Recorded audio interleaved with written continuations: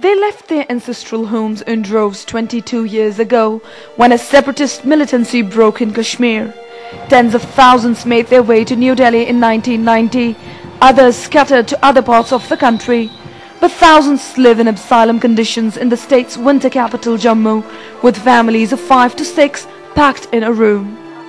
A few thousand chose to stay back in the valley despite trouble. Kashmiri Pandits, who were once part of Kashmir's easygoing society, are now migrants.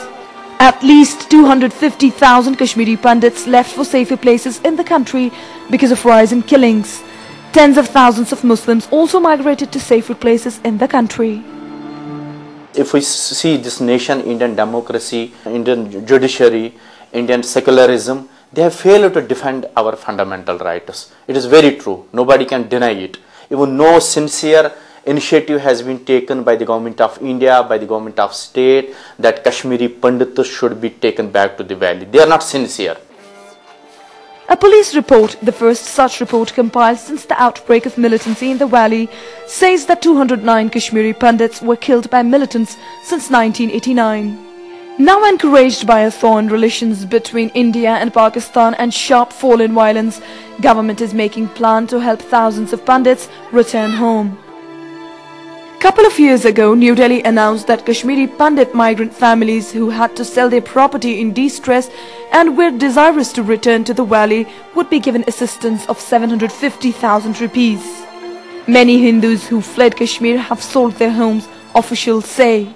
It is estimated around 3 lakh Kashmiri Pandits have left valley in 1990. Well, to begin with, in 1990, when the situation occurred, so on emergency basis, every family was provided 500 rupees per month. But as on date, we are providing 5,000 rupees per month to a family.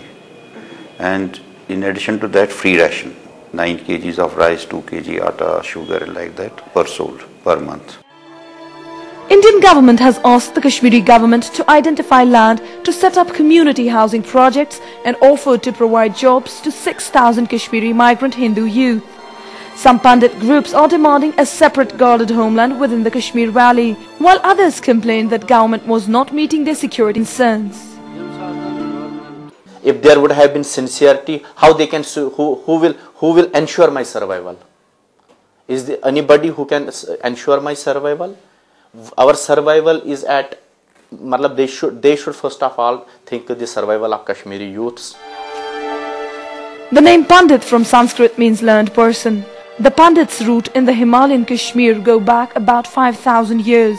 India's first Prime Minister Jawaharlal Nehru came from Pandit family. From the 13th century, when Islam became a majority religion in Kashmir until 1989, Muslims lived side by side with Pandits.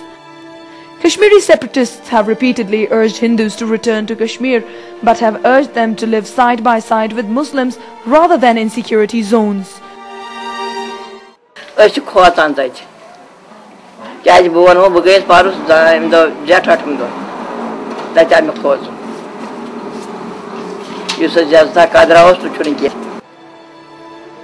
the government has been urging them to return for years, the Pandits have been deterred by a series of attacks by suspected militants.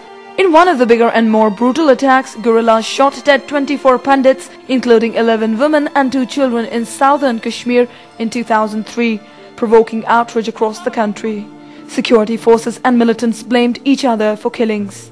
Many Pandits are skeptical about their return to a valley which was their homeland for centuries.